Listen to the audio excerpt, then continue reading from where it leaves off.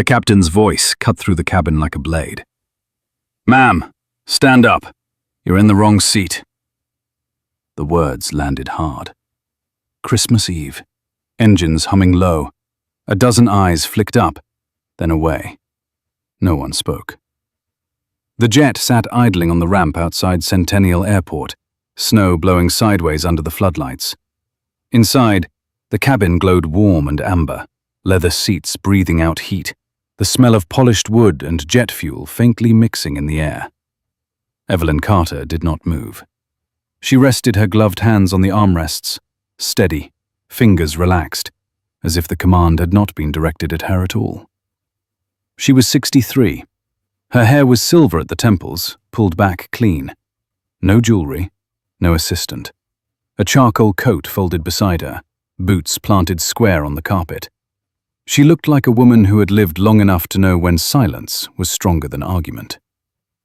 The captain shifted his weight. Richard Lawson, mid-50s, broad shoulders filling out a crisp uniform. His jaw tightened, a vein pulsing near his temple. He was not used to being ignored. He leaned closer, lowering his voice, sharp and controlled. "That seat is assigned. I need you to relocate to the aft cabin. Now." Evelyn finally looked up. Not startled, not offended, just curious.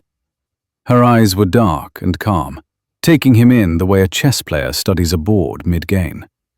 She glanced once at the empty aisle behind him, the half-drawn curtain, the muted clink of glassware from the galley. Then she spoke. "Assigned to whom?" The question was simple. Lawson did not answer it. He straightened, smoothing his sleeve as if resetting the moment. "This is a chartered aircraft. Seating is at the captain's discretion." His gaze flicked over her coat, her boots, the lack of anything that signaled importance in his mental catalogue. "You'll be more comfortable in the rear. We're on a tight departure window." Across the aisle, a man in a tweed blazer shifted uncomfortably. A retired engineer, judging by the hands. 2 rows back, a couple stopped whispering. The cabin had gone quiet in that particular way that meant everyone felt something wrong, but hoped it would resolve itself without their involvement. Evelyn breathed in slowly. The aircraft made a soft mechanical click as an auxiliary system cycled. Somewhere deep in the fuselage, metal settled against metal. She thought of long nights in windowless rooms, of contracts signed at 3 a.m, of the years when being calm was the only armor that worked. "All right," she said. Lawson nodded once, satisfied, already turning away. But she did not stand. The nod froze halfway through his turn. He looked back, disbelief flashing across his face, before being buried under irritation. "Ma'am?" Evelyn unbuckled her seatbelt. The click echoed louder than it should have. She rose slowly, not hurried, not defiant, just deliberate. For a brief second, they were eye to eye. His breath smelled faintly of mint. His pupils were tight. He expected apology. Or fear. Instead, she stepped past him into the aisle, picked up her folded coat, and walked toward the rear without another word. The curtain brushed her shoulder as she passed. The aft cabin was dimmer, narrower. A divan seat ran along the wall, legal, functional, less ceremonial. She sat, laying her coat across her lap, and closed her eyes as the engines spooled a fraction higher. The plane vibrated, eager. From the cockpit, Lawson exhaled, tension bleeding out of his posture. He had won, or thought he had. Behind the curtain, First Officer Michael Reeves watched the exchange through the narrow gap. 32. Freshly pressed uniform. The kind of face that still believed rules mattered because he had not yet seen how often they were bent. His fingers hovered over the tablet in his lap, the digital manifest glowing faintly. He scrolled once, then again. 1 principal passenger listed. No updates. No secondary names. He frowned. "Captain," Michael said carefully over the intercom, keeping his tone neutral, respectful. "Just confirming." No changes to the manifest came through dispatch. Lawson did not turn. He was adjusting his headset, eyes forward. "I've got it handled." Michael hesitated. His training told him to push. His instincts told him to watch. The cabin door opened. Cold rushed in, sharp and clean, carrying the smell of snow and tarmac. A woman stepped aboard, laughter already in her voice, boots tapping confidently. "I still can't believe you pulled this off," she said, brushing past the flight attendant. "On Christmas Eve."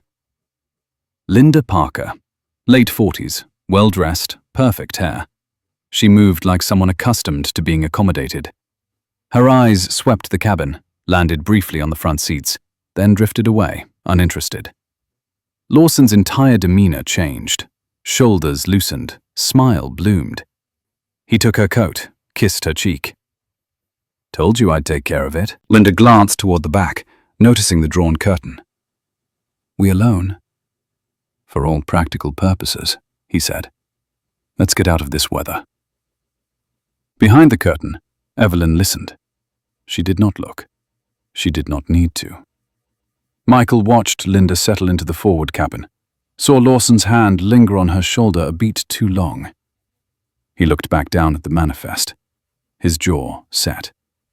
He opened the flight log and began typing, slow and precise, recording what he saw, what he heard, the time to the minute. Not accusation, just fact. The jet began to taxi. Snow streaked past the windows like static. The runway lights blurred into white lines, stretching, converging. Evelyn felt the familiar pull in her chest as the engines climbed in pitch, felt the floor press up as the aircraft gathered speed. Lift. Smooth and clean. The ground falling away. She opened her eyes. Through the narrow gap in the curtain, she could see the reflection of the forward cabin lights on polished wood. Glass clinked. Laughter rose, easy, careless. Someone had already poured a drink. Evelyn closed her fingers around the edge of her coat. Not tight, just enough to feel something solid. Her mind moved, not to anger, but to patterns, to questions. Why tonight? Why this confidence? How many times before? She reached into her pocket and turned her phone on without looking at the screen. No signal yet. That was fine. There would be time. Up front, Michael adjusted their climb rate, eyes flicking between instruments and the weather display. A band of turbulence shimmered ahead, pale yellow on the screen. Manageable. He glanced once more at the manifest, then at the closed curtain, a faint crease forming between his brows. Somewhere between the ground and the clouds, lines had been crossed. He could feel it. The kind that did not announce themselves with alarms or lights, only with a quiet wrongness that settled in the gut. The jet leveled, engines easing into a steady roar. Christmas Eve stretched out ahead of them, long and dark. No one on board knew yet that this flight would not end the way it was supposed to. Not the captain, not his guest, not even the young first officer with his careful notes. Evelyn did. She sat alone in the dim cabin, the hum of the aircraft wrapping around her like a held breath, and waited. The first hint that something was wrong came quietly, not an alarm, not a shout, just a subtle vibration that didn't belong.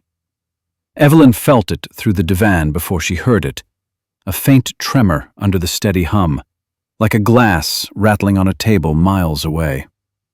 The jet was cruising now, lights dimmed, cabin settled into that false calm people trusted too easily. She opened her eyes and listened. The sound was still there, intermittent, wrong. Up front, Michael Reeves noticed it too. His hand froze mid-adjustment, fingers hovering above the trim. The engine gauges looked normal at a glance, but experience had taught him never to trust a glance. He leaned closer, eyes narrowing, scanning numbers the way a doctor reads a monitor. Everything was within limits. Barely. One needle quivered, then steadied. "Captain," he said evenly, "you feel that?" Lawson didn't look up. He was standing, not in his seat, jacket off, sleeves rolled, pouring another drink at the forward credenza like the cockpit was someone else's responsibility. "It's winter air. She's riding a little rough, nothing unusual." Michael held his gaze for a beat longer than protocol recommended. Lawson finally turned, irritation flickering. "Problem?" "No, sir," Michael said. Then, after a pause that cost him something, "Just noting it." Lawson waved him off and walked back toward the cabin. His shoes made no effort to be quiet. The curtain shifted as he pushed through. Evelyn saw his shadow before she saw him. Tall, confident, moving with the casual ownership of someone who believed the space belonged to him. "You settled back here?" Lawson said, voice edged with forced politeness. "Good. We won't be long." Evelyn looked up. "How long is the flight?" "Couple of hours," he said, weather permitting. She studied his face. The faint sheen of alcohol at the corner of his mouth. The way his eyes slid away from hers a second too quickly. "You've flown this route before," she said, not a question. "Plenty," he replied. "You worried?" "No," Evelyn said. "Just listening." Lawson snorted softly. "Well, relax. You're safe." The word hung between them, heavier than he intended. He turned and left without waiting for a response. From the forward cabin, Linda's laughter rose again, louder now, buoyed by champagne and altitude. "You always do this," she teased. "Act like you own the sky." Michael watched the captain disappear aft on the cockpit camera feed. His jaw tightened. He keyed the intercom, then stopped. Instead, he opened the maintenance page on his display, pulling up recent logs. He scrolled faster now, pulse ticking up. Inspections signed off. Dates close together. Too close. He felt a cold pressure behind his eyes. Behind the curtain, Evelyn shifted, adjusting her seatbelt. The vibration came again, stronger this time. A low shudder that rolled through the cabin and faded. She closed her eyes, letting memory surface uninvited. A younger version of herself in a rented Cessna, hands sweating on the yoke, her instructor's voice calm beside her. "Trust the plane, but trust your instincts more." Her phone buzzed once. Signal had found her. She did not look at the screen yet. She waited, counting her breath, listening to the engines, to the rhythm beneath the noise. When she finally glanced down, the message header alone told her enough. Michael Reeves had just logged an anomaly. Up front, a warning light blinked, then went dark. Michael's heart skipped. He leaned forward, eyes locked on the panel. "Captain," he said, louder now. "I just got a transient alert on the auxiliary system." Lawson sighed, setting his glass down harder than necessary. "We're at cruise. These jets throw phantom warnings all the time." "Still," Michael said, choosing his words carefully. "Procedure suggests we monitor closely. Maybe bring it back here until—" Lawson turned, his stare sharp. "Are you questioning my judgment?" Michael swallowed. "No, sir. I'm doing my job." Lawson stepped closer, invading his space. The cockpit felt suddenly smaller. "Your job is to back me up, not spook passengers." Michael glanced once toward the cabin door, then back to the instruments. "Understood." The moment stretched, brittle. Then Lawson turned away, returning to his seat, fingers drumming on the armrest. The vibration came again, stronger, sustained. This time, Linda noticed. "Okay, that was not nothing," she said, laughing a little too loudly. "Is that supposed to happen?" Lawson forced a smile. "Just some chop, nothing to worry about." But his hand tightened on the armrest. Behind the curtain, Evelyn unbuckled and stood. She moved slowly, deliberately, feeling the aircraft's motion through her feet. the way a sailor reads a deck. She pressed her palm to the bulkhead, eyes closed, breathing in sync with the engines. Something was being pushed too far. Michael's voice broke the silence, clipped, controlled, but edged now. "Captain, we're trending out of tolerance on the right side." Lawson snapped his headset on. "I see it." "Then we should," I said, "I see it." The aircraft shuddered again, harder. A glass clinked sharply in the cabin. Linda's laugh died mid-breath. "Richard." Evelyn stepped forward as the curtain slid aside. She did not raise her voice. She did not rush. But when she spoke, the words cut clean. "Bring it back under manual control," she said. Both men turned. Lawson stared at her, disbelief flashing into anger. "Get back to your seat." Michael looked at her, eyes wide, then flicked back to the panel. "Captain, she's right. The response lag—" "Enough!" Lawson barked. "I've got this." The jet lurched, sharp and sudden, dropping just enough to steal Linda's breath. She screamed, grabbing the armrest. Alarms did not sound yet, but the warning tone was close, hovering like a held note. Evelyn moved closer, steady despite the sway. She placed a hand on the cockpit doorframe, knuckles white. "You're fighting it," she said quietly. "You don't fight this aircraft. You guide it." Lawson's face had gone pale. Sweat beaded at his hairline. "Who do you think you are?" Michael's hands trembled as he adjusted settings, eyes darting. "Captain," he said, voice tight, "we need to follow protocol. Now." The alarm sounded then. Short, sharp, undeniable. Linda sobbed from the cabin, fear cutting through the champagne haze. "What's happening?" Evelyn met Lawson's eyes. There was no triumph in her expression, only resolve. "You don't want to know who I am," she said. "You want to know how to land this plane." For the first time since she had boarded, the captain hesitated. And in that hesitation, the balance shifted. The alarm cut off as abruptly as it had started, leaving a ringing silence behind. The jet steadied, but only just. It felt like a living thing holding its breath. Michael forced himself to slow his hands. He knew panic traveled faster than fire. He read the instruments again, this time aloud, grounding himself in numbers turned into meaning. Engine parameters are stable, oil pressure holding, but the vibration is back. It's not atmospheric. Lawson swallowed. He had stopped pretending to smile. The mask was gone now. He glanced once toward the cabin, toward Linda, then back to the panel, as if hoping the lights would rearrange themselves into reassurance. "All right," he said, too quickly. "We'll keep her level and ride it out."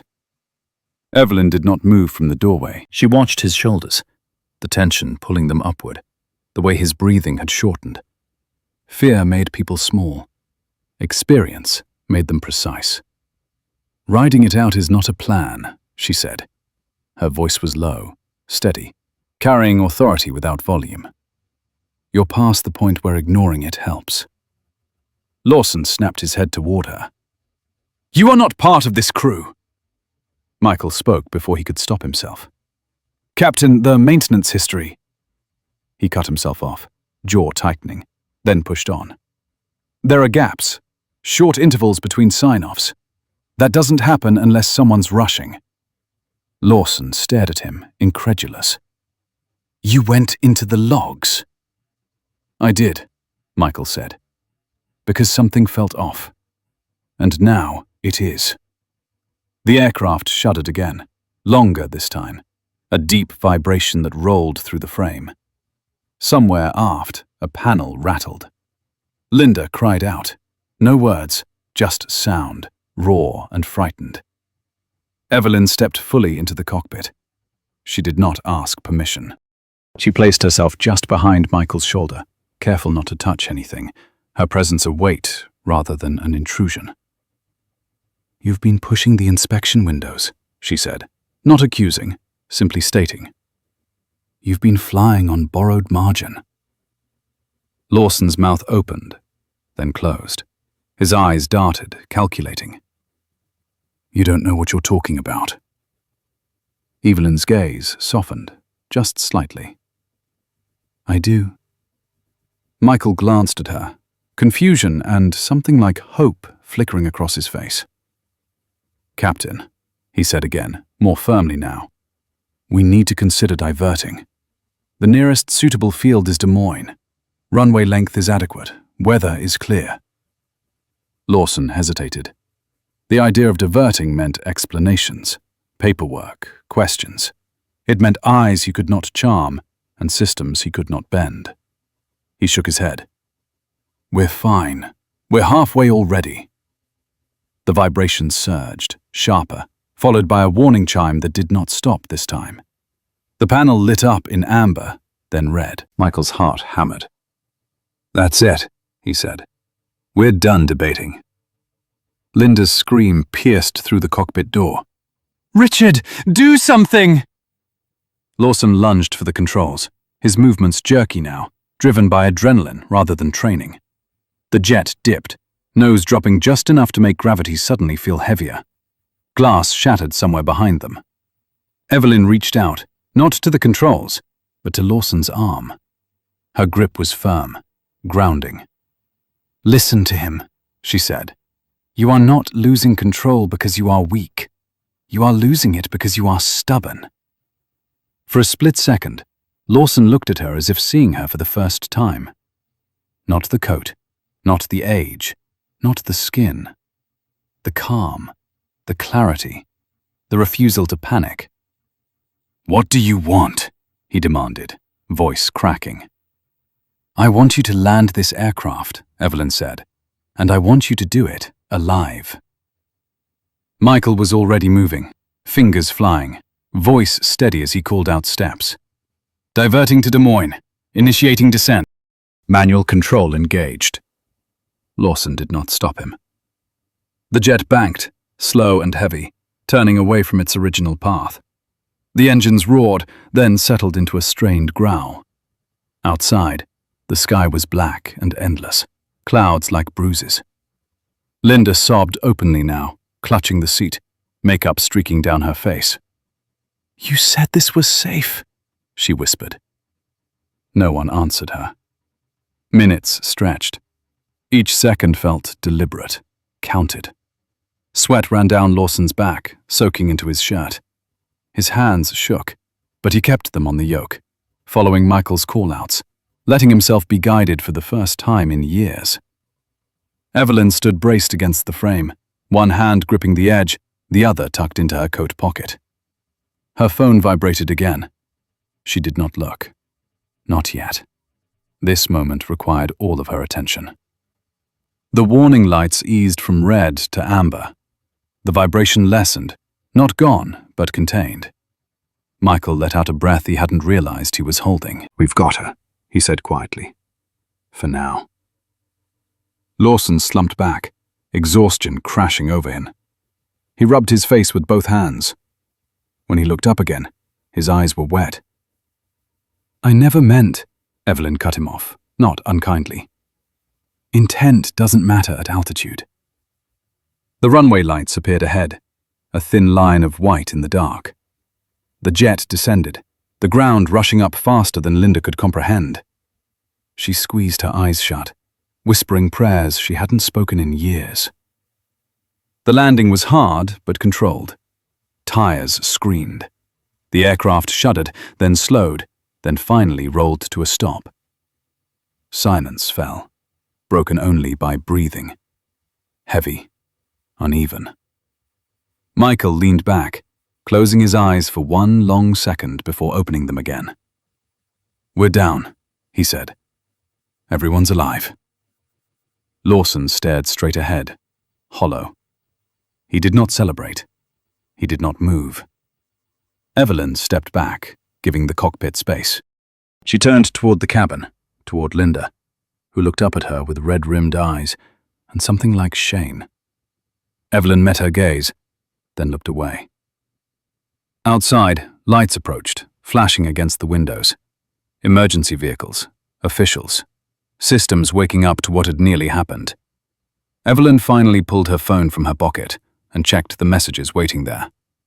She read them once, then again, then slipped the phone back into her coat. The worst was over. The reckoning was just beginning. The cabin door opened with a hiss, letting in a blade of winter air and the strobing wash of emergency lights. The smell followed. Hot rubber, cold metal, something burnt and bitter that settled in the back of the throat. The jet sat angled slightly off-center on the runway, engines ticking as they cooled. A large animal, finally at rest. Michael stayed seated until the checklist was complete. His voice, when he spoke, was steady again, clipped and professional. Engine secured, electrical stable. He looked at Lawson, waiting. Lawson did not respond. He stared through the windshield, jaw slack, eyes unfocused, as if the runway had become a screen replaying every decision he had ignored. His hands rested on his thighs now, palms open, empty. From the cabin came soft sounds, a sob caught and swallowed, the rustle of fabric. Linda's heels clicked once, then stopped. She stood in the aisle, hugging her arms around herself, face blotched and wet, hair no longer perfect. The champagne confidence was gone. What remained was a woman realizing how close the edge had been. A firefighter's voice boomed outside, muffled by the fuselage. "Flight crew, remain seated. We're assessing." Evelyn moved first. She stepped back into the cabin, her movements unhurried, the way they had been all night. She did not comfort Linda. She did not avoid her either. She passed her with a nod, acknowledging fear without feeding it, and walked to the forward bulkhead. Michael watched her go, something tightening in his chest. He had seen authority before. He had worked under it. But this was different. This was not rank. It was gravity. Lawson finally found his voice. It came out hoarse. "You should sit down." Evelyn turned. The emergency lights washed her face in red and white, carving lines deeper, sharper. "We're on the ground," she said. "I'm fine." Outside, boots crunched on ice. A ladder bumped against the fuselage. A silhouette appeared at the door, helmeted, visor up. "Captain," the firefighter said, "we need to confirm passenger count." Michael answered. 4 souls on board. The firefighter nodded, already relaying it back. "Any injuries?" "No," Michael said.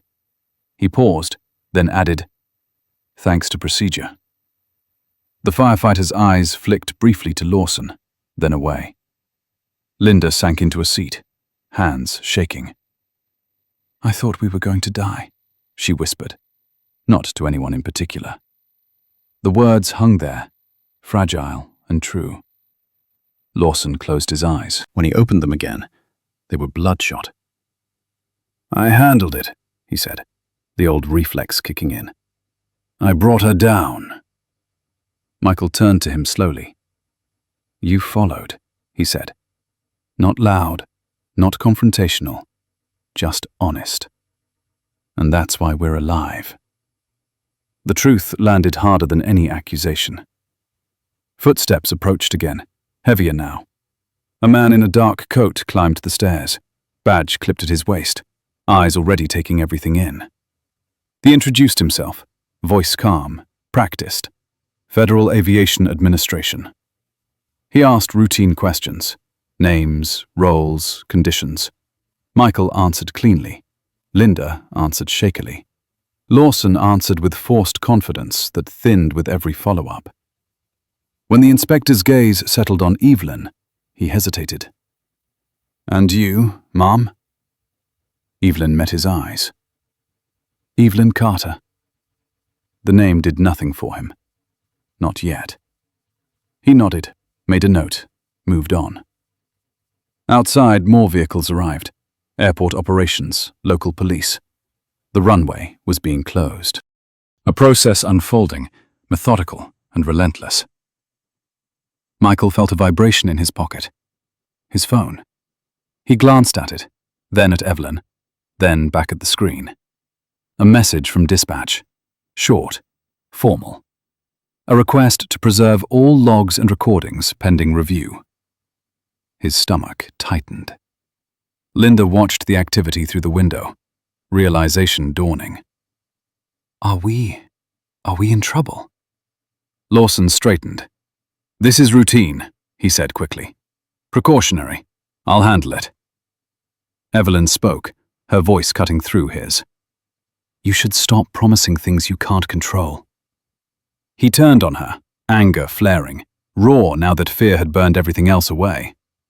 You think you know how this works? I do, she said. The inspector returned, tablet in hand.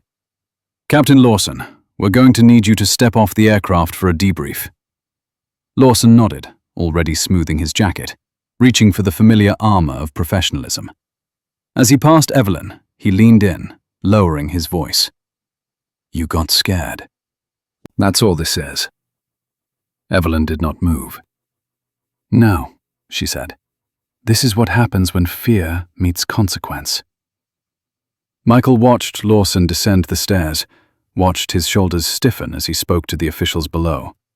He looked back at Evelyn. They're going to pull the data, he said quietly. I know. And the logs, he added. Mine too. Good, Evelyn said. Linda stood, wrapping her coat tighter. I didn't know, she said, her voice thin, about any of it.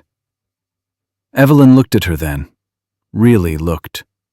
The mascara tracks, the trembling hands, the guilt warring with self-preservation. Knowing isn't the same as choosing, Evelyn said. You'll have time to think about which one applies. Linda swallowed. The inspector climbed back up, face changed now, more serious. Miss Carter, he said, could I speak with you privately? Michael felt his pulse spike. He looked between them, then stepped back, giving space. They moved to the aft cabin, away from the noise. The inspector lowered his voice. We ran the tail number, he said. The ownership structure is complex. Evelyn nodded. It usually is. He hesitated. Our records list Carter Holdings as the primary owner. Yes. He looked up at her, something shifting behind his eyes as recognition sparked. Are you? Yes, Evelyn said.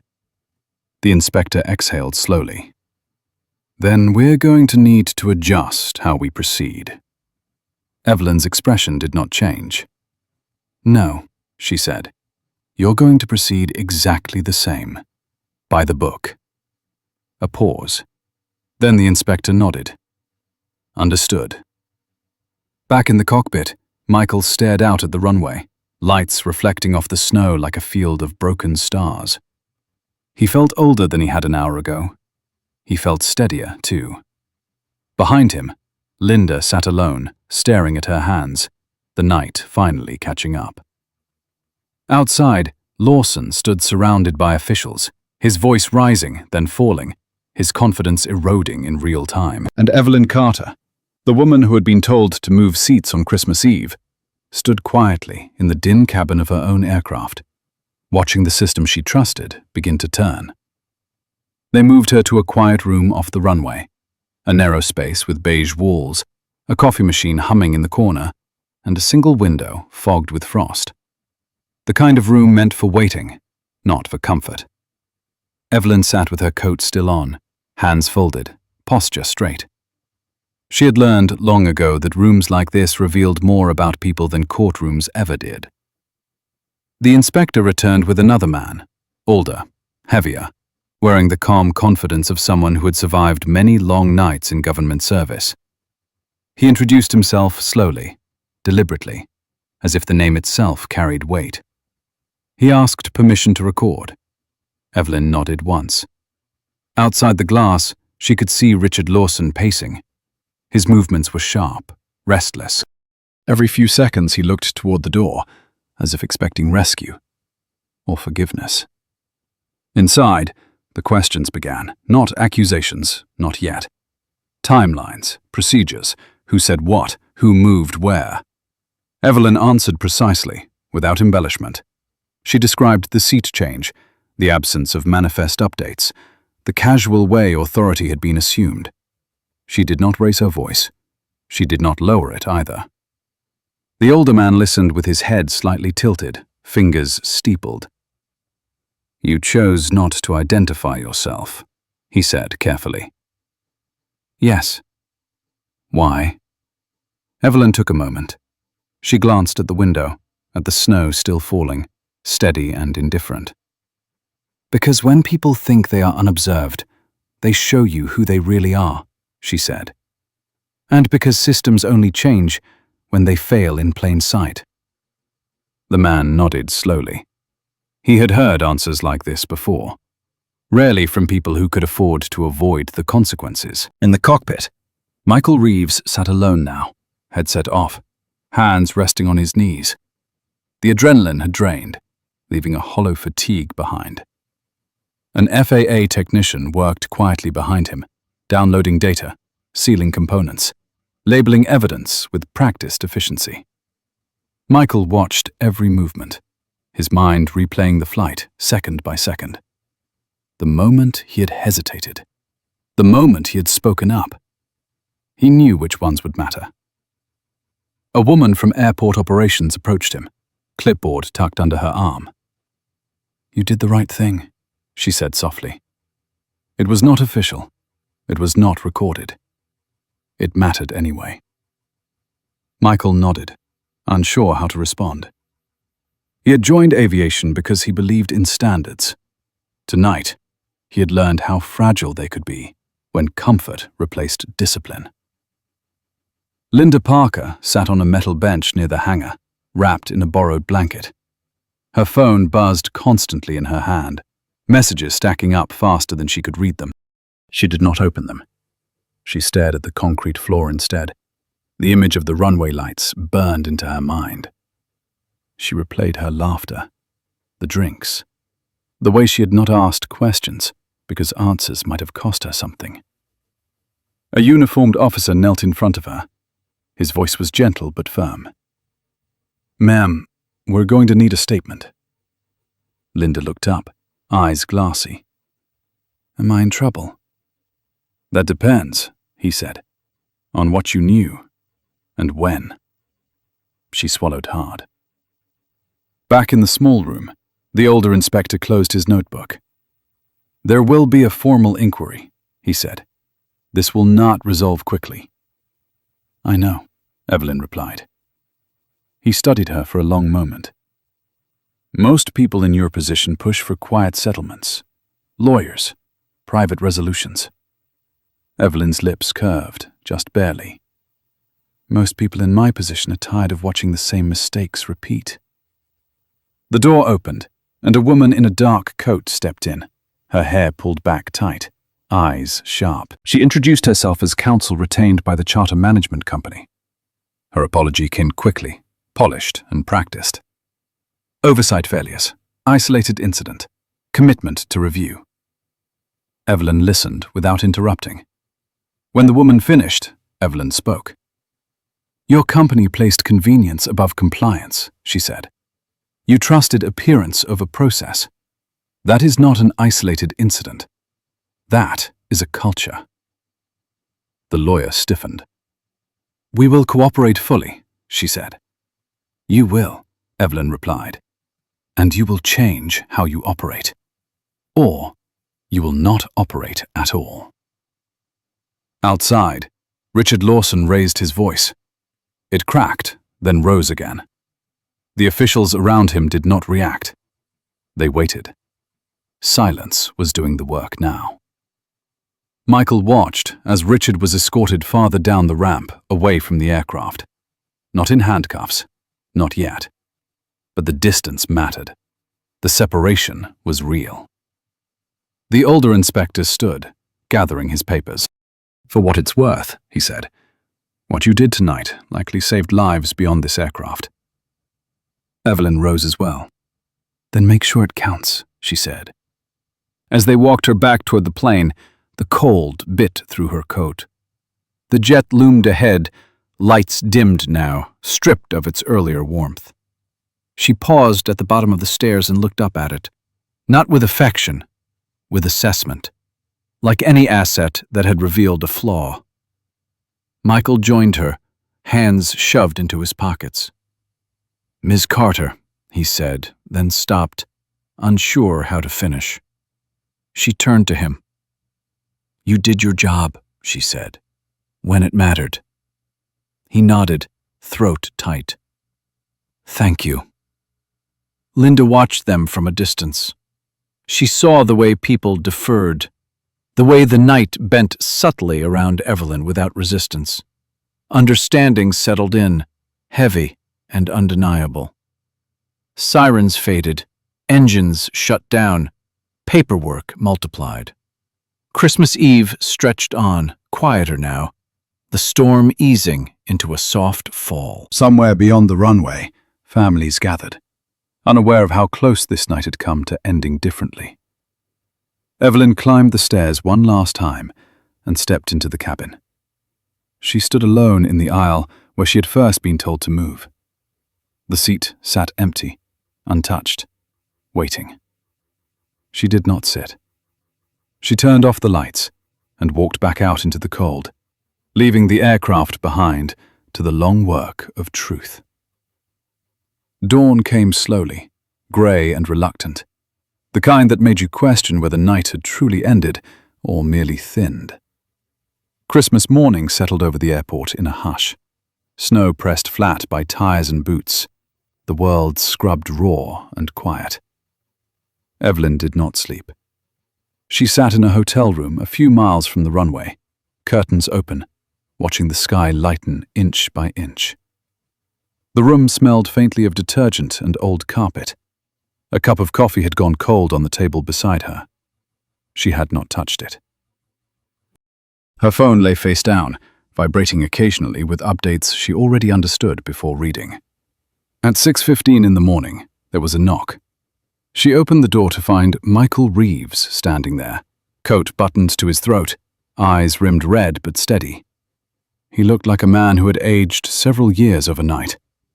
He held a paper cup in one hand, offered it without a word. "Thought you might want this," he said.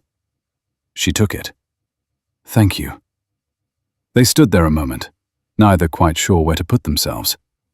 Then Evelyn stepped aside. "Come in." He did not sit. He stood near the window, looking out at the empty parking lot, the rental cars dusted white. "They grounded the aircraft," he said, "indefinitely. Pulled all the data, maintenance records, crew scheduling, everything." Evelyn nodded. "That was inevitable." "They suspended him," Michael added, "pending investigation." She turned toward him. "Suspension is temporary." Michael met her eyes. "This won't be." A flicker of something passed through her expression. Approval, not triumph. "No," she said. "It won't." He hesitated, then spoke again. "I've been flying since I was 18. I believed in the idea that if you did everything right, the system would protect you. Last night..." He stopped, searching for words. "Last night felt like standing on a fault line." Evelyn took a slow sip of coffee. It tasted burnt. "Fault lines are always there," she said. "Most people just don't feel them until something shifts." His phone buzzed. He glanced at it, then looked back at her. "They want me to give a formal statement to the board. Not just the FAA, the company." "You should," she said. "I know," he replied. It won't make me popular." She studied him for a long moment. "Doing the right thing rarely does." Across town, Richard Lawson sat in a different kind of room, windowless, fluorescent lights buzzing softly overhead, A metal table bolted to the floor. A paper cup of water, untouched, in front of him. His jacket lay folded on the chair beside him, like a discarded skin. An investigator spoke calmly, methodically. Names, dates, patterns. Richard answered some questions, dodged others. He spoke of pressure, of expectations, of how things had always been done. Each explanation sounded thinner than the last, even to his own ears. "You signed off on maintenance inspections that weren't completed," the investigator said, not accusing, stating. Richard's mouth went dry. "I trusted my people." "You are your people," the investigator replied. In another part of the building, Linda Parker stared at herself in a restroom mirror. Her eyes were swollen, makeup smeared beyond repair. She had scrubbed her hands raw without remembering when she'd started. Her phone finally lay silent in her bag, battery dead. She replayed the night in fragments, the thrill, the confidence, the moment the floor had dropped away. The way Evelyn had stood there, unmoving, when everything else had shaken. For the first time in years, Linda felt the weight of a choice she could not spin or edit away. By mid-morning, the story began to move. Quietly at first. Internal memos, calls between officers, legal teams waking early, holiday plans abandoned. The charter management company issued a brief statement acknowledging an incident, promising cooperation. It said nothing of names, nothing of causes. Evelyn read it without comment. At 10:30, her own counsel arrived at the hotel, coat still dusted with snow, tie loosened. He spoke quickly, efficiently. Options, timelines, public versus private resolution, risk mitigation. Evelyn listened, then raised a hand. "No press conference," she said. "No statements beyond what is legally required." He blinked. "This will attract attention. People will speculate." "Let them," she said. "Facts travel farther than noise." He nodded, making notes. "And the company?" She looked out the window again. The sun had finally broken through, weak but determined. "They will answer to the investigation, not to me. If they survive it, they will do so having learned something. If they don't, that is not my responsibility." There was a pause. Then he said, "You could have avoided all of this." "I know," she replied. Outside, Michael sat in his car for a long moment before starting the engine. He thought of his father, a mechanic who had taught him that machines failed when people stopped respecting limits. He thought of the logbook entries he would soon sign with his own name, his own future attached. He started the car. At noon, a message came through on Evelyn's phone. Brief, confirming. The investigation had widened. Other flights, other crews, patterns emerging. She closed her eyes for a second, feeling the weight of it settle. Not satisfaction, responsibility. That afternoon, snow began to fall again, light and steady. The airport resumed its quiet rhythm, planes coming and going, passengers unaware of the lines being redrawn beneath their feet. Evelyn packed her bag and checked out of the hotel. There would be no ski lodge this Christmas, no fireplace, no celebration. That was fine. In the lobby, she passed Linda, sitting alone with a cup of coffee she hadn't touched. Their eyes met. Linda stood, uncertain. "I'm sorry," Linda said. The words came out small, unpolished. Real. Evelyn nodded once. "Be honest," she said. "With yourself first." Linda swallowed. "I will." Outside, Michael waited by his car. He opened the door for Evelyn without thinking, then stopped, embarrassed. She smiled faintly. "Thank you." As they drove away, the airport receded behind them, a cluster of lights against the snow. The night's drama faded into daylight. but its consequences did not. Somewhere, paperwork would continue. Careers would end. Policies would change. Or they wouldn't. But one thing had already shifted. A woman had been told to move seats on Christmas Eve, and the system, exposed to the cold air of truth, would never quite fit together the same way again. 6 months passed, the way time does after something breaks. Quietly, relentlessly, without asking permission. Spring reached the Midwest late that year. Snow retreated in dirty piles along the edges of parking lots, and the airport returned to its usual rhythm, planes lifting and landing as if nothing had happened. But beneath the routine, the system was still healing, scar tissue forming where complacency had once lived. The federal courthouse in downtown Denver stood gray and immovable against a pale sky. Inside, the air carried the stale scent of recycled breath and old paper. Courtroom 4B filled slowly, benches creaking under the weight of coats and expectation. Reporters whispered. Lawyers checked watches. No one laughed.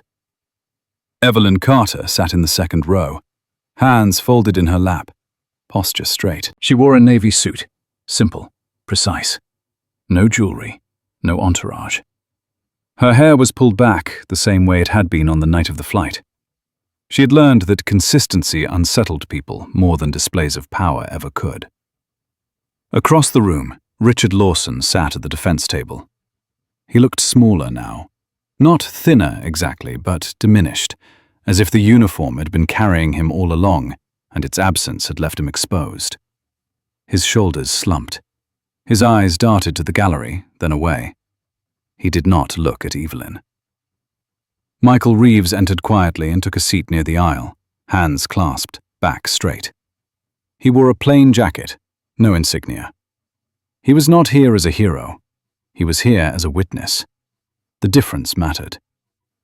When the judge entered, the room rose and fell again. Formalities followed. Charges read aloud in a steady voice that did not bend for sympathy. Falsification of maintenance records. Violation of federal aviation safety regulations. Endangerment. Fraud. Each count landed with a dull finality. The prosecutor stood and began to speak. She did not raise her voice. She did not dramatize. She told a story made of facts and sequences and consequences. She spoke of inspections skipped to save time, of logs signed without verification, of how safety margins shrink invisibly until they vanish. She did not call Richard a villain. She did not need to. When Michael took the stand, he felt the weight of the room settle on him. He told the truth the way he had learned to do it in training. Clearly, precisely, without speculation. He described the vibration, the warnings, the resistance he had felt when he tried to slow things down. "And when did you decide to formally log your concerns?" the prosecutor asked. Michael swallowed. "Before the incident," he said. "Not because something had failed, because it felt like it might." A murmur moved through the room. The defense attorney stood, smoothing his jacket. "Mr. Reeves," he said, "isn't it true that no catastrophic failure occurred?" Michael met his eyes. "That's true." "And that the aircraft landed safely?"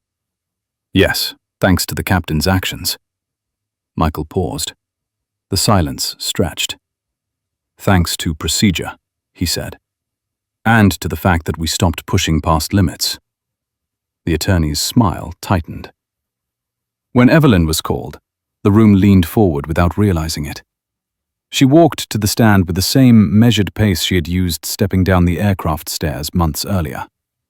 She took the oath, voice steady, and sat. They asked her about the seat, the order, the silence that followed. She answered without embellishment, describing not just what happened, but how it felt to watch authority operate unchecked, how easily systems deferred to confidence, how rarely they asked for proof. "Why didn't you identify yourself?" the defense asked again, as if repetition might change the answer. Because my name was not the issue, Evelyn said. The behavior was. She glanced briefly toward Richard then, not with anger, but with something closer to disappointment. He flinched, eyes dropping to the table. The defense tried to frame it as a misunderstanding, a personality conflict, an overreaction. The judge listened, face unreadable. When closing arguments ended, the jury left the room. Minutes stretched into hours. The courthouse hummed softly around them. Someone coughed. A door opened and closed somewhere down the hall. Evelyn sat still, breathing slow and even. She was not waiting for vindication. She was waiting for resolution. There was a difference. The jury returned. The four persons stood, voice trembling slightly as the verdict was read. Guilty, on all counts. Richard sagged. A sound escaped him, half breath, half surrender. His attorney placed a hand on his arm. It did nothing. Sentencing followed weeks later. The judge spoke plainly, of responsibility, of trust, of the unforgiving nature of gravity. You are not punished for a mistake, the judge said. You are punished for a pattern. Richard nodded, tears streaking down his face. He did not argue. He had run out of stories that worked. Outside the courthouse, reporters gathered, microphones thrust forward. Evelyn declined to speak. Michael did the same. The facts were already on record. Nothing more needed to be said. That evening, Evelyn sat alone on a porch overlooking a wide stretch of land, green now, the last traces of winter gone. The air smelled of cut grass and rain. She held a glass of water in both hands, feeling its coolness, grounding herself in the present. Her phone buzzed. A message from Michael. Short. Grateful. He had accepted a new position with a company known for its rigor. He was nervous. He was proud. She smiled. Another message followed, this one from an industry group announcing revised oversight protocols, mandatory cross-checks, independent audits. The language was dry. The implications were not. Evelyn leaned back, closing her eyes as the sun dipped low, painting the horizon gold. She thought of the night she had been told to move, of the quiet choice to listen instead of speak, of how easily things might have gone differently. Power, she knew, was not loud. It did not announce itself with titles or uniforms. It waited. It watched. And when the moment came, it insisted on being seen. Somewhere, an aircraft lifted into the evening sky, engine steady, systems checked twice. Somewhere else, a young pilot read a log more carefully than he might have before. Evelyn opened her eyes and watched the light fade, feeling neither triumph nor regret. Only the deep, steady satisfaction of knowing that, for once, the truth had not been rushed. And that was enough. A year after the trial, the industry gathered in a place that prized quiet over spectacle. A converted hangar outside Wichita, Kansas, stripped of banners and slogans, filled with rows of folding chairs and the low murmur of people who had flown long enough to understand that survival was not luck. It was discipline. The conference was invitation only. No press, no live stream. Just operators, inspectors, engineers, pilots, and a handful of owners who had learned the hard way what failure really cost. Evelyn arrived alone. She walked the length of the hangar at an unhurried pace, coat draped over her arm, eyes taking in the details others missed. The uneven spacing of the chairs, the hum of a portable generator feeding lights that cast no shadows, the smell of oil and coffee. Men and women paused as she passed, not because they recognized her face, but because something about her presence slowed them down, made them straighten, made them think.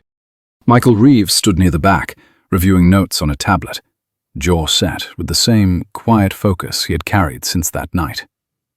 He had been flying again for 6 months now. Different company, different culture, same sky. When he looked up and saw Evelyn, he felt the familiar tightening in his chest. Gratitude, yes, but also responsibility. He nodded to her. She returned it. Nothing more was needed. The keynote speaker cancelled at the last minute.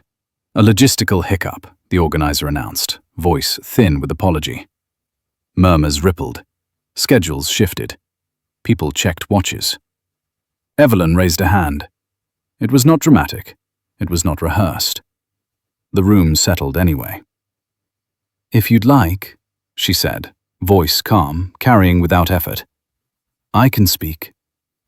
No one objected. She stepped to the front without notes, without slides. The microphone squealed briefly, then quieted. She did not introduce herself. She did not recount the incident. She began somewhere deeper. "I want to talk about the moment before failure," she said. "Not the alarms, not the headlines. The moment when everything still looks fine." She paused, letting the words find their way. That's where most damage is done. When people feel safe enough to cut corners. When experience turns into entitlement. When confidence replaces verification. The hangar was silent now. "I've owned aircraft for a long time," she continued. "I've flown them. I've sat in the back. I've sat in the front. And I've learned that the most dangerous phrase in this business is, 'I've got it.'" A few heads nodded. Someone exhaled. Evelyn did not accuse. She did not preach. She told stories without names. Of inspections signed too quickly. Of junior crew members silenced by rank. Of owners who trusted reputation instead of process. She spoke of how systems rot quietly, not through malice, but through comfort. "In my experience," she said, "the people who save lives are rarely the loudest ones in the room. They're the ones who document, who double-check, who speak once, clearly, and are prepared to be unpopular." Michael felt his throat tighten. He stared at the floor, then back up, eyes bright. Evelyn's gaze moved across the room, steady, inclusive. "If you want to honor safety," she said, "don't wait for heroes. Build structures that don't need them." When she finished, there was no applause at first, just a collective stillness. Then, slowly, people stood, not clapping wildly, just standing, acknowledging something that had been said plainly and needed no embellishment. Afterward, small groups formed. Conversations took on a different tone. Engineers spoke more openly. Pilots asked sharper questions. Owners listened longer than they talked. A man with weathered hands and a maintenance badge approached Evelyn near the coffee urn. "I've been doing this 40 years, he said. "I wish someone had said that sooner." She nodded. "It's not too late." Outside, the afternoon sun slanted low across the tarmac. Aircraft sat in quiet rows, noses pointed toward open sky. Michael found Evelyn near the edge of the hangar, looking out. "You didn't have to do that," he said. "I know," she replied. He hesitated. "Why did you?" She considered the question. "Because stories fade," she said. "Practices last." He smiled then, small and genuine. Later that evening, as the crowd thinned, Evelyn walked alone toward her car. She paused once, turning back to look at the hangar, the people still talking inside. She felt no ownership over the moment, only a sense of completion. The next morning, a charter jet lifted from a runway in Ohio.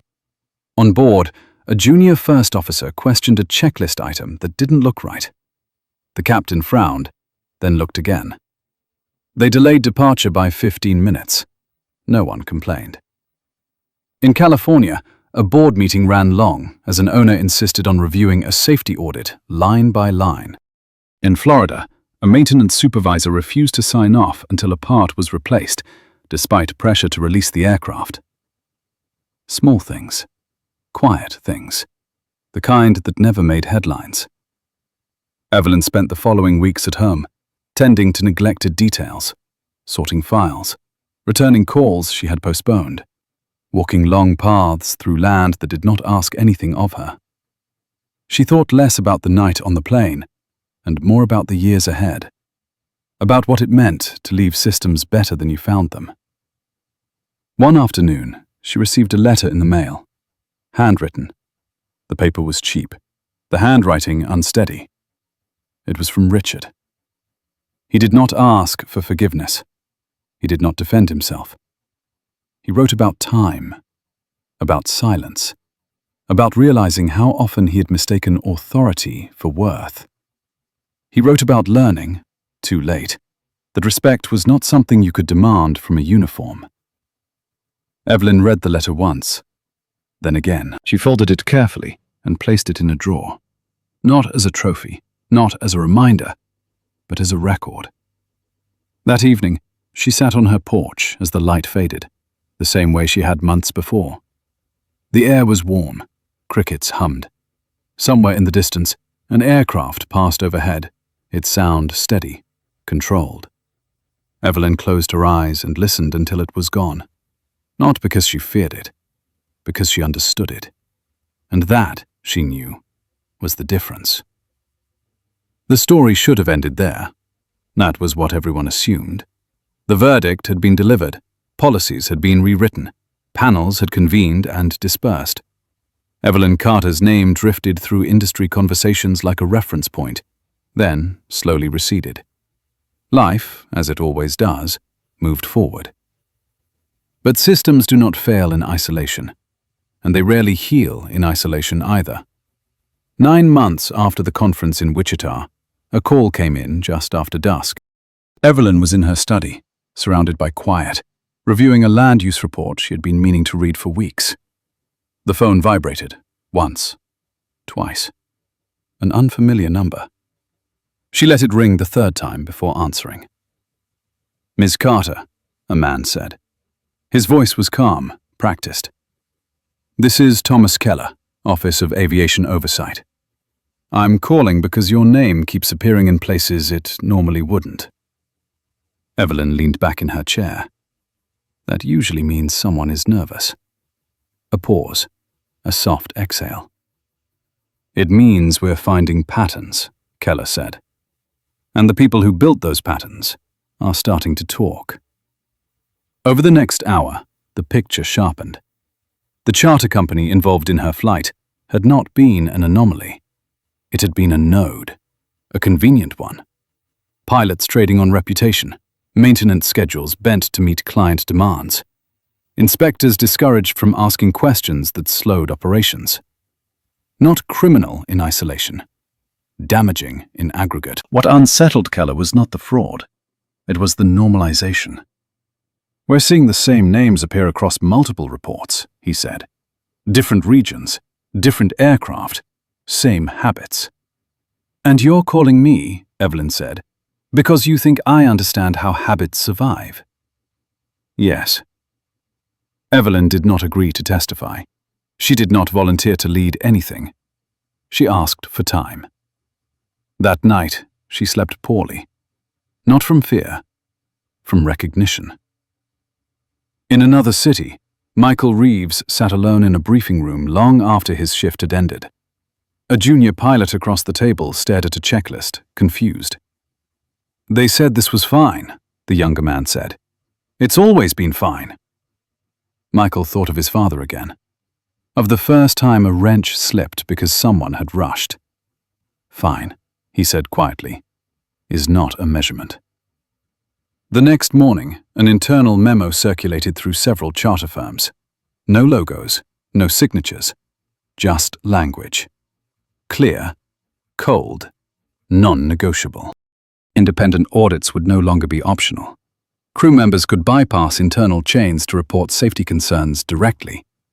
Owners would receive raw maintenance data, not summaries.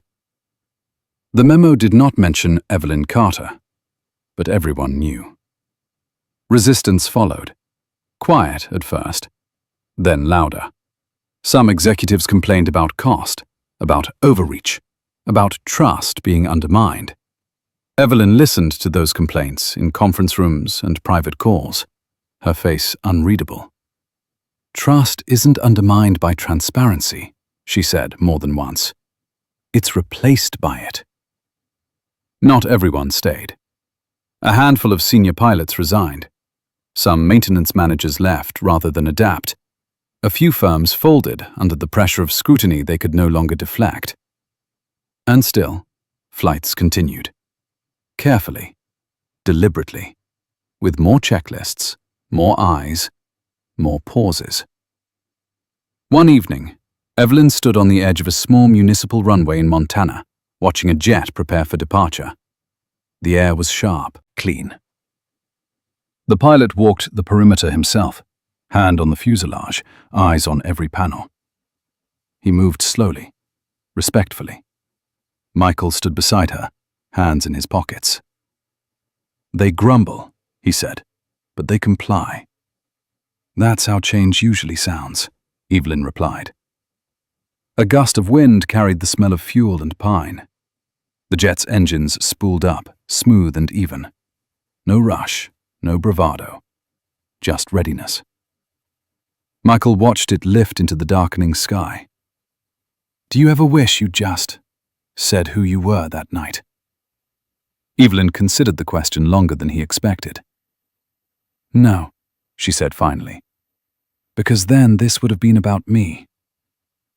"And now?" he asked. "Now it's about whether people choose to do better when no one important is watching." The jet disappeared into the clouds.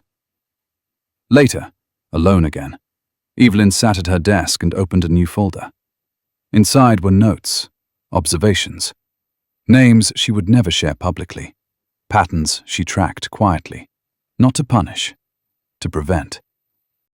She understood something now that had taken her decades to learn. Power revealed too early becomes spectacle. Power applied patiently becomes structure. Outside, night settled over the land, wide and indifferent. Somewhere, another aircraft crossed the sky, its lights blinking steadily against the dark. Evelyn closed the folder and turned off the lamp. The work was not finished, but it was, finally, honest. The snow fell softer that year, slower, as if the sky itself had learned restraint. Evelyn Carter stood at the wide window of her study, watching the flakes drift past the bare branches, each one distinct, each one temporary. The house was quiet, not empty, quiet with intention. A kettle clicked off in the kitchen. The clock marked time without urgency. Christmas Eve had come again, but it carried a different weight now, one shaped by memory and consequence, rather than spectacle. She moved through the rooms with an unhurried grace, touching familiar edges, straightening nothing that didn't need it. A year ago, she had been told to move seats. Tonight, she chose where to stand. The difference was not power, it was clarity. Her phone lay on the table, screen dark, no alerts, no demands. She had learned when to answer and when to let silence do the work. Across the country, a charter jet rolled onto a runway in Pennsylvania. The captain paused at the threshold, checking wind, checking numbers, checking himself. The first officer read the checklist aloud, steady and precise. No one rushed, no one joked. The aircraft lifted cleanly into the cold air, engines balanced, systems honest. A small thing, a good thing. Michael Reeves finished a shift in Ohio and stayed behind to file notes he could have filed in the morning. He wrote plainly, without flourish. He wrote because he had learned that the record mattered more than the recollection. He sent the report, closed the system, and sat for a moment, breathing out the day. His career had not become easier. It had become better. That was the trade. Linda Parker sat at a kitchen table in Arizona, a mug cooling between her hands. Her phone buzzed with notifications she did not open. She had told her story months ago, simply, without blame-shifting or polish. The attention had flared and faded. What remained was quieter and harder, the work of choosing differently. She stood, rinsed the mug, and turned off the light. Accountability, she had learned, did not require an audience. In Washington, a committee concluded a review with language that would never trend. It tightened standards. It widened reporting lanes. It funded audits. The vote was close. The margin mattered. No speeches followed. The chair closed the session, and people went home to families who would never know their names. Gravity remained undefeated. Evelyn poured tea and sat at the long table where contracts had once been debated into the night. The papers were gone now. In their place lay a single folder, thin, unmarked. Inside were updates, not for leverage, but for stewardship. She read them slowly, then set the folder aside. The work continued because work always does. But it no longer demanded her blood, only her attention. A knock came at the door just after dusk. Not a surprise. She opened it to find Michael, coat dusted with snow, carrying a small box. He held it out without ceremony. Inside was a simple model aircraft, hand-assembled, the paint slightly imperfect. "My dad built these," he said. "He used to say you learn respect by making something that won't forgive shortcuts."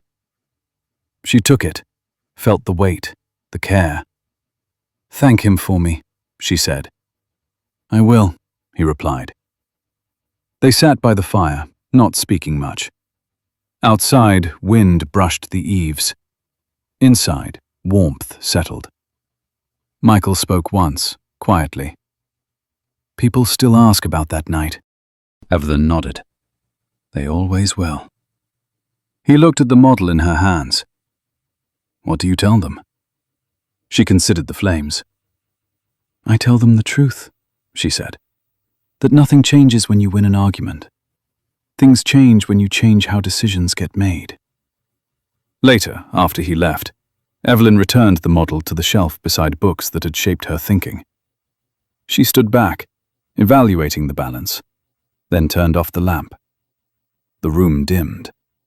The house held its breath and released it. At a small airport in Montana, a maintenance supervisor refused a release despite pressure. The part would arrive in the morning. The flight would wait.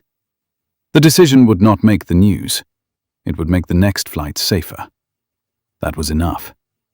Evelyn stepped onto the porch, the cold, crisp and clean. She looked up. An aircraft crossed the sky, lights steady, path true. She did not track it with worry. She tracked it with understanding.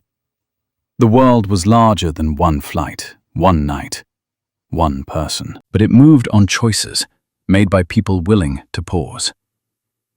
She went back inside and closed the door, the latch settling with a final click. The kettle cooled. The clock continued. The season turned. Somewhere, someone was being told what to do by a uniform.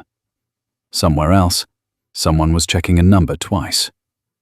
Somewhere in between, a system was learning, slowly, how to honor the lives it carried. Evelyn sat down and opened a blank page, not to write history, but to keep a promise she had made to herself long before that night. To leave things better than she found them. To listen when silence spoke. To insist on truth when comfort tempted otherwise. The snow kept falling, patient and light, and the sky held.